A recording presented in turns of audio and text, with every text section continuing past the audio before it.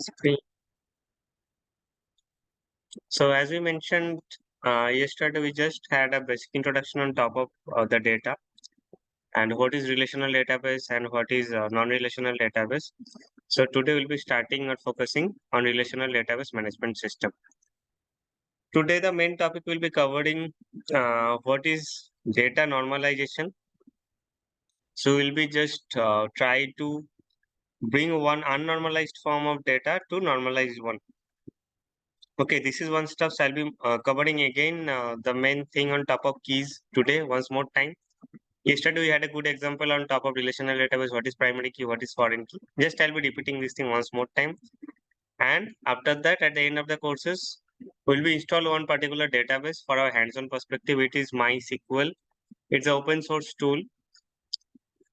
Okay, and on top of database, we can create one particular schema or database over there. And the next day onwards, we'll be going ahead with the totally SQL stuffs. That is creating tables by DDLs and all. Okay, so let's get started for today's session. So data without normalization, how that should be looking like. So when storing the data in tabular format, it's not simply we can store everything. I mean, particular column in our format, we can store everything. I mean, we can put any number of columns there and we can insert the number of records. But the table can be normalized in nature. The table cannot be as well. So now we should have to be a bit experienced how the table can be normalized in nature. Because while storing the data in database, I mean relational database rather I can say, we need to follow some rules. Why we need to follow some rules? Because let me check whether, yes. So you can see the advantages of data normalization. If we maintain the normalization by the method of the normalization, we can remove the duplicates in the database. The duplicates is not required. If the value is duplicated in nature, that can be eliminated. The results which we are storing in the database, that should be in smaller size. Okay, as the duplication is getting 0, so we have less number. That is fine. And again, it's not only about duplication. There is also some methods of normalization by which the resultant database storage space should be less. Minimize, avoid issues with data modification. If we want to modify anything, that should be, we should be having very minimized effort on top of that. And it makes the query easier. To fetch a record from a particular table, it should be much more easier. The query performance should be very high. Okay. Query means structured query language I told you yesterday. It is the particular language by which we can retrieve data on top of database. Okay. So for this many, advantages, we need to store the data in database in normalized form. Okay. So specifically at the source data, the data can be normalized in nature, cannot be normalized in nature. I'll be showing you the thing in an Excel representation, and we need to learn how to prepare the data in normalized form. As of now, I'll be covering two normalized form. So the unnormalized data can be normalized for the first normal form, 1NF, and then from 1NF, we will be converting into second NF. First normal form to second normal form. And if we achieve the second normal form, we can say our table is normalized in nature as of now. So let me open. I have an example over here.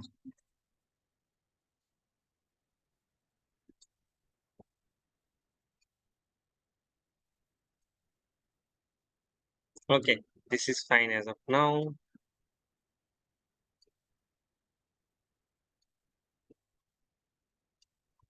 Yeah.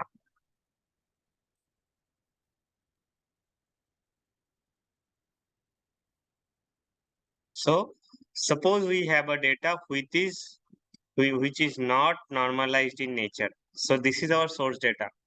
Just omit this kind of stuffs from your mind. Just focus on this table. Okay. This one I have made it normalized one. Please tell me if there is any stuck point from anyone while understanding the stuffs. Please stop me and ask me questions if there is any difficulty, because those kind of stuff is required in latter part of the chapters. So the first table, this is our source table. So what we are collecting the information, suppose it's a tuition center's database. It can be stored in Excel or any other database as well. So over there is student ID, student name, course ID, and course fee. How much course fees are collected from the student monthly basis. Okay. So there we can see student ID 11 Pankaj. He is learning the course ID A11 and the course fee is 500 local currency. Student ID 12 Sonu. He or she is learning two different courses having the course fees 800 and 300. So this kind of stuff has been populated over here. So it's an unnormalized data. We need to bring it to first normal form. Okay. So what to do? So over here we can see each cell should contain a single value and each record should be unique. Let me check. We can definitely see row number 2 and row number 5. Those are duplicated in nature. Somehow the entry has been duplicated to that particular table. There is no difference. Okay. As there is no difference, we can definitely delete one of the record. Okay. So let's go ahead with the first normal form with deleting that stuff. So I'm deleting. Okay. Now the next checkpoint should be each cell should contain a single value. We can see this kind of cells, those are containing multiple values. Okay. But for the first normal form or anywhere, we cannot enter. If we want to make it a normalized in format, one particular cell cannot contain multiple values. Okay, let's see how to do that thing. So let's omit that A1 to A13. Let's put only one value. Suppose A12, and let's pick this thing into the next cell A13. And over here as well, for A12, the course fee is 800. So I'm removing A13 from here to here. Okay, and student ID and student name should be same because the same student is learning two different courses. Okay, similar kind of stuff should be happening for this student as well.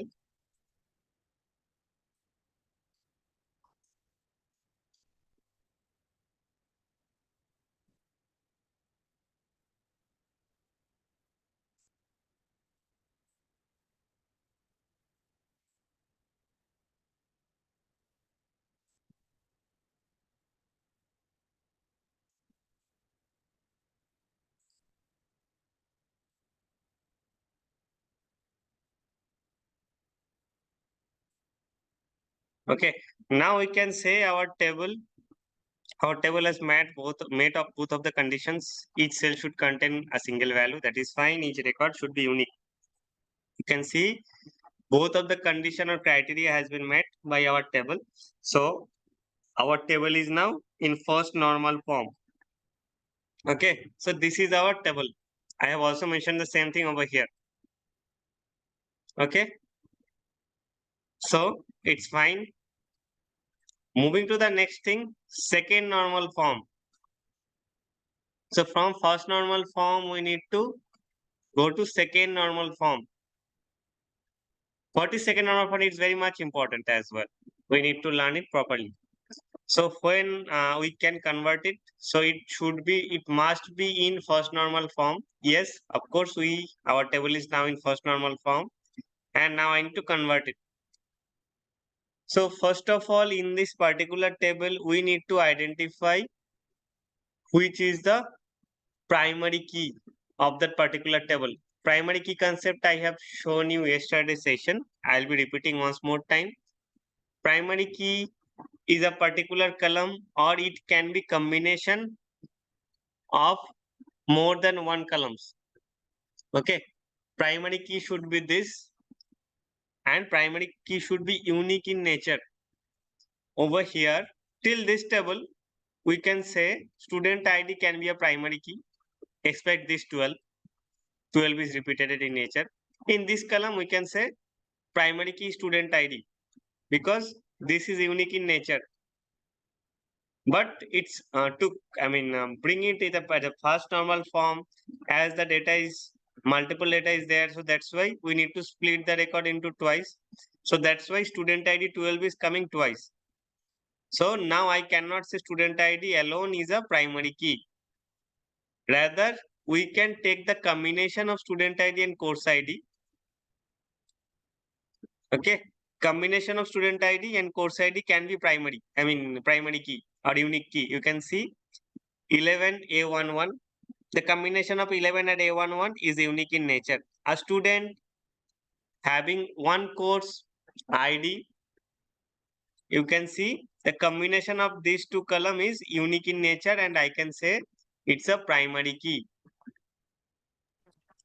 So it's Bro, also called the, yeah, tell me. Hello. Okay, hi Vamsi. Are you telling something or just it's a noise? Not sure. Okay, I hope it's a noise. So now we receive the primary key for this table. It's combination of student ID and course ID. The next step should be we need to check based on this primary key the other columns are fully dependent on that columns or not. Because we can see if there is any partial dependency or if the data is totally independent, then remove that column, create separate data set. Further, we can see course fee is not dependent on combination of student ID and course ID. Course fee is dependent on directly course ID. Okay, there is no such concept. The student is having much discount or more discount than that of this student over here in this concept. You can see it's totally dependent on course ID. A11 is 500, A12 is 800, A11 is again 500. It's maintaining the same thing over here and here. So we need to split this particular data set in a separate data set. Just like this one. I'm putting it over here. No, course ID must be there. Give me 1 second. This should be the scenario. This should be deleted. Okay. And now you can see the second table. Yeah, somebody is saying something.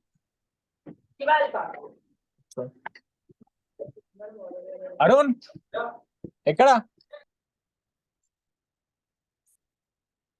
Okay, Vamsi, can you please go on mute? Yeah, sometimes I think you are unmuting yourself. Okay, so over here I have splitted that two part in a separate table, and now I can see this is duplicated in nature, and I need to bring it again in first normal form. I need to delete that stuffs. A14700, it's also duplicated in nature, so it's coming in this.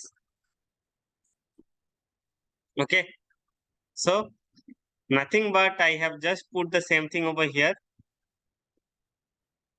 You can see the combination of these two tables, this one and this one, is now in second normal form.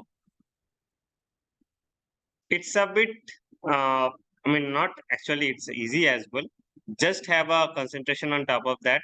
For second normal form, it should be always first normal form. We need to identify the primary key of that data set, and without, apart from the primary key, if there is any other columns, we need to check whether the columns are fully dependent on the primary key or not.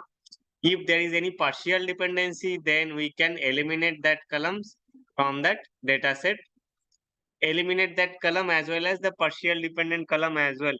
The key which is fully dependent on that thing.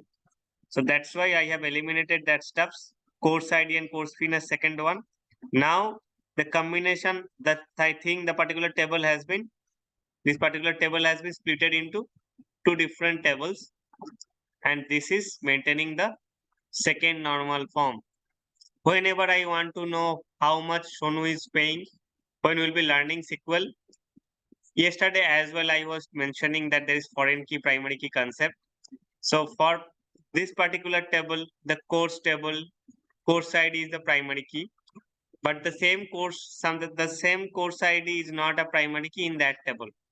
In that table, the combination of student ID and course ID is the primary key, but in this table, course ID alone is the primary key. So when we need to know how much Sonu is paying, we need to join. We will be learning join between these two tables. We will be setting up relationship between course ID and this course ID, and we will be fetching course fees over here again when it is required.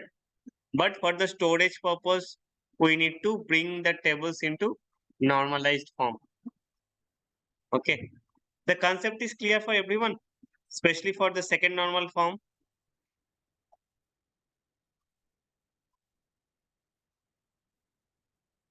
This topic is very much important. We need to learn this thing, and we need to identify the partial dependency between table, and we need to eliminate this thing into a new table.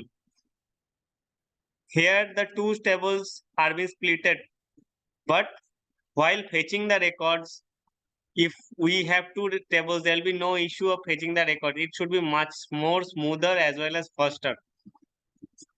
Okay. And in the database, when it can be stored, there should not be 4 or 5 records in a practical scenario. There should be thousands or millions of records over there. So if we are not maintaining this normalization in nature, the data should be, it's not normalized in nature. To retrieve the data, it should be much more, much more time consuming. If we are splitting the table and eliminating the row, we are doing some join operation, then the query to fetch the data should be much more faster. That's why we are following normalization form. Okay, hope there is no doubt. If there is any, please tell me.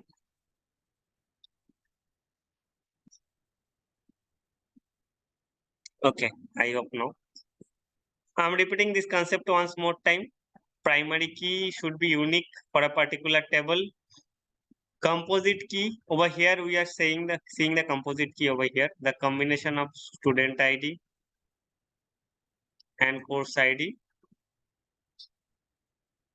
The combination of these two columns are primary key of that table.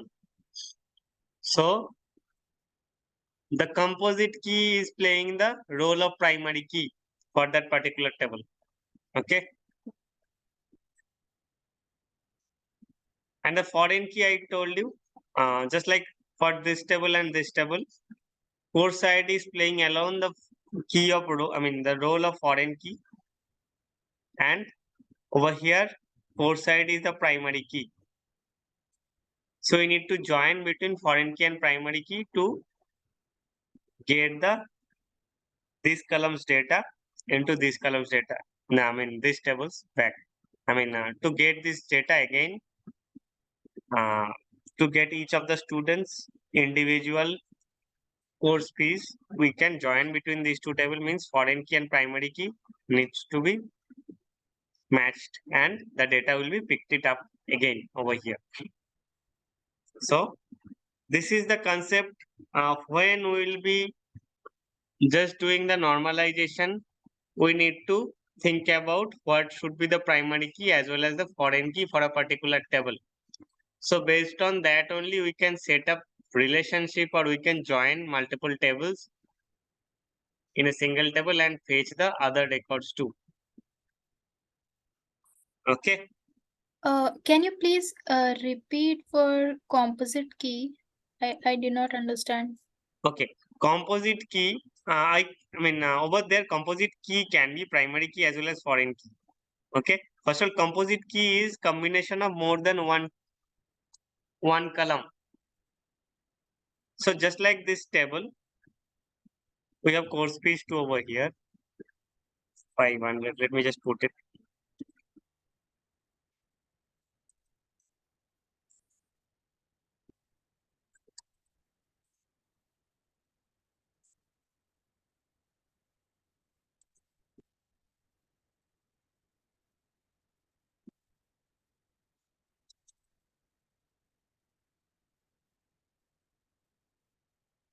Okay. So for this table, student ID is alone is not a primary key. So the combination of student ID and course ID, combination of these two columns are primary key in nature. Okay, got it or not? Yes, the same is with like foreign key, right? Yeah, foreign key mean- can be established in this thing as well. But when respective of these two table, okay, for these two table, the foreign key concept in this table should be only course ID because we will be joining between this course ID and this course ID to Okay, get this data back. So course ID is the primary key for this table, but for this table course ID, you will be playing the role of a foreign key. For this table, the primary key is a composite key, that is the combination of student ID and course ID. Okay. okay. Got it. Thank you. Yeah.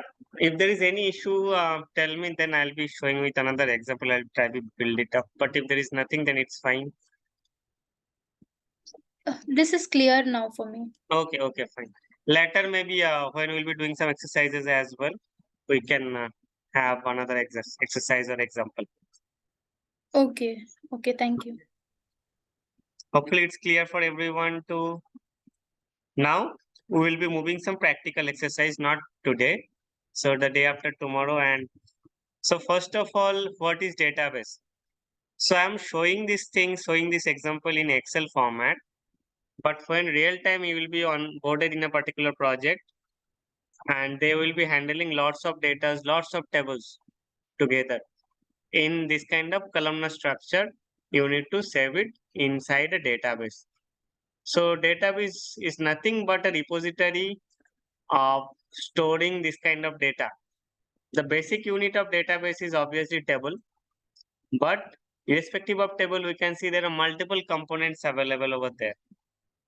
I think I have a slide. There are lots of components. Various database is not this one. Yes. So table is the basic unit of the storage. That is fine. It should be consisting of rows and columns. But apart from table, and it is the most important thing actually. There is no doubt. But apart from table, when we will be going advanced, we can create views, we can create sequence, index, synonym.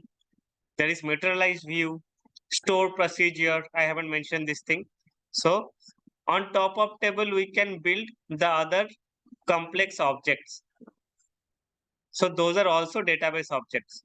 First of all, we need to focus to create or install a open source database in our system so that we can practice on top of that. So as of now, the previous courses as well, we have we taught the things on top of MySQL database. So I'll be also requesting you to install this thing at your system. MySQL is an open source free database available in the market. And how to use MySQL database, we can just, I have this workbench. This is an UI, user interface. The backend is a database. So let me open that one. I'm double click on it. How to install, I'll be giving you a quick link. So it's our database instances. I'm opening the first one. There should be authentication method. It is asking for password. Just remember what are the different parameters to connect the database. The server name, as it's been installed in my local system, that's why it's local host. The port name, the user, that means the service account, it's root by default, and the password. The password will be required when you will be configuring your MySQL database. They will be requiring the password at the beginning. So put the password and remember it. That should be required each time when you will be logging. Okay. So I'm just entering it, entering the database. Now I am inside the database. Yeah, sorry, just Haris, can you please be a bit louder? Not able to hear you properly. Yeah, I actually, I made it 10% discount, 179%.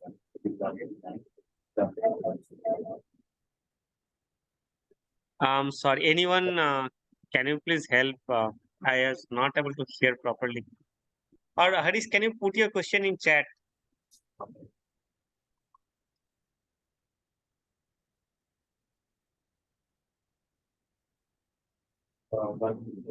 It may be the reason in India it's raining heavily over here now. So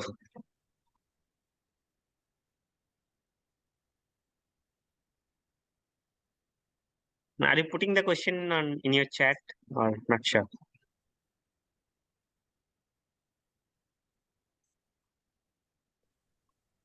Are you asking me, Nandi? No, Harish Kumar, you are telling there No, are I'm not telling anything. okay, not not you. Okay, sorry for that. Yeah, Harish Kumar, you are telling something. Actually, I missed that point. Anyone, if you can get, you can tell me. Or Harish Kumar, you can just put the comment in chat so I can check the chat. I missed that point. Maybe you are a bit. The sound is very low. That's why you are putting it.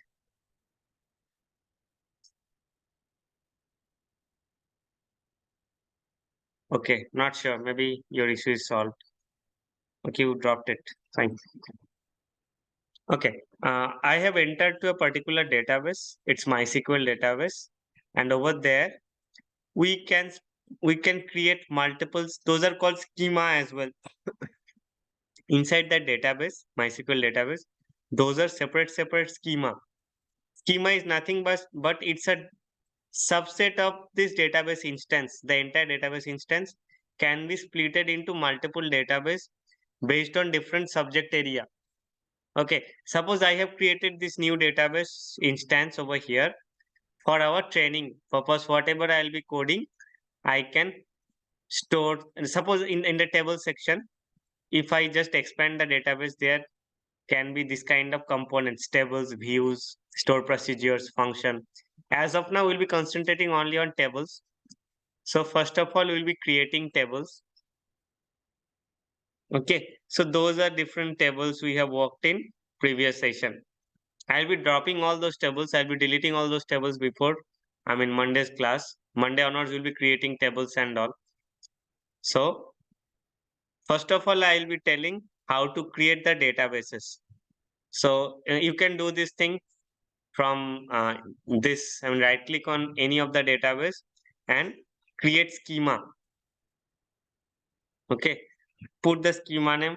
Suppose test practice. Okay, apply it. Okay, I can do the same thing by writing a query over here. This is a language called create schema and the user defined schema name. Create is a keyword, schema is a keyword, and this is the schema name. If I just apply it, finish it, then you can see test practice. This is another instance, schema instance has been created for us. This is a new instance just been created. If I just expand it, I cannot see any tables over there, any views over there, any stored procedures, any functions. Okay, it's quite new for us. Okay, but we will be working only on that schema. I have made it in a default schema, that's why it's a bold one. I can check anyone as a default schema, that should be in bold in nature over here.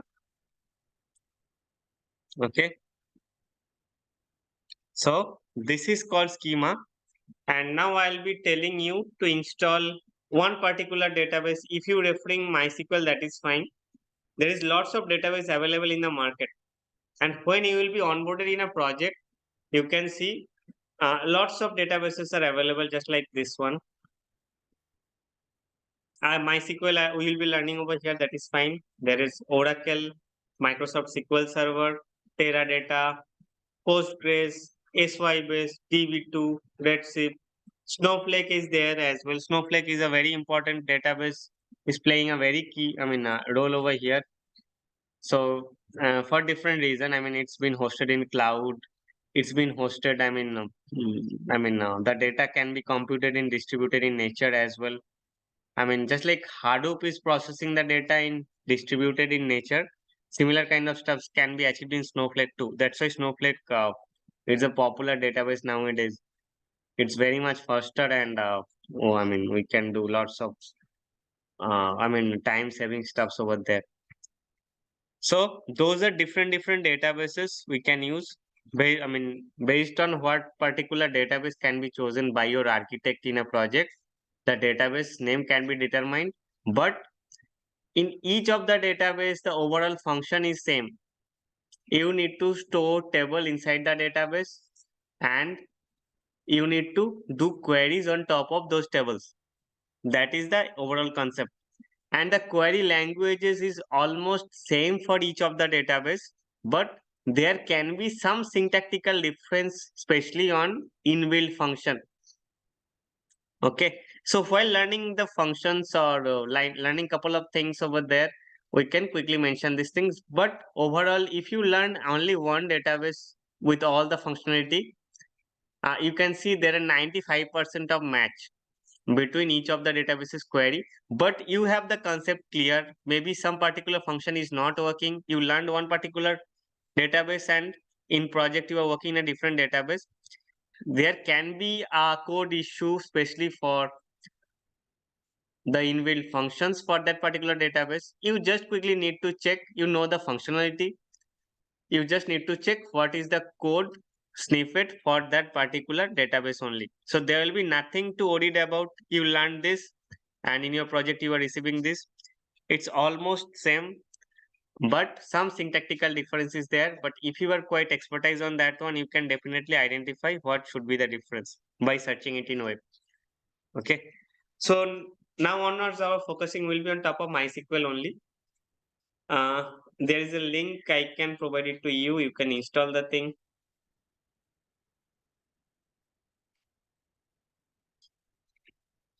Okay, I'm just providing the link to you.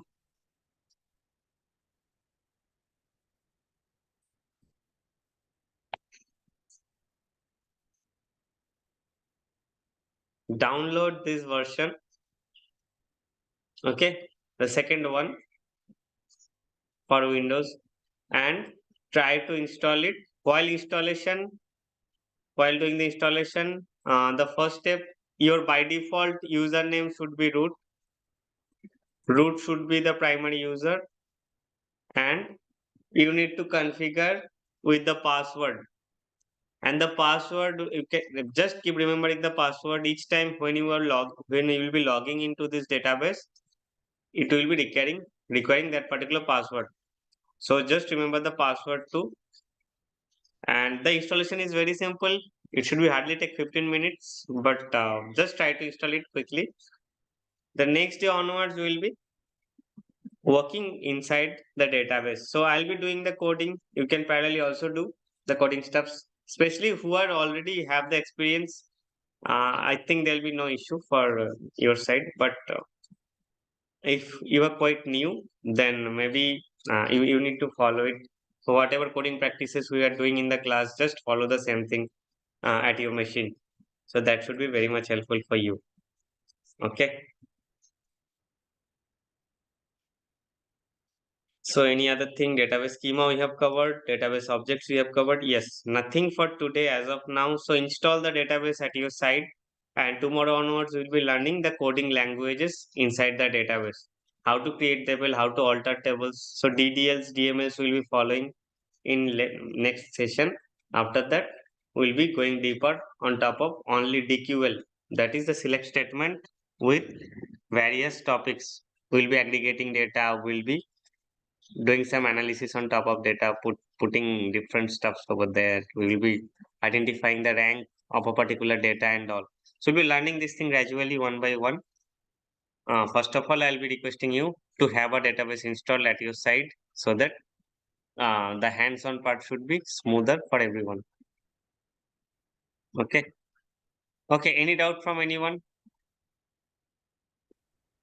Nandi, I already tried to install it, but I'm getting an error. Can you please look into it Yeah, yeah. for a minute? Let me just stop the recording over here. Yeah, okay.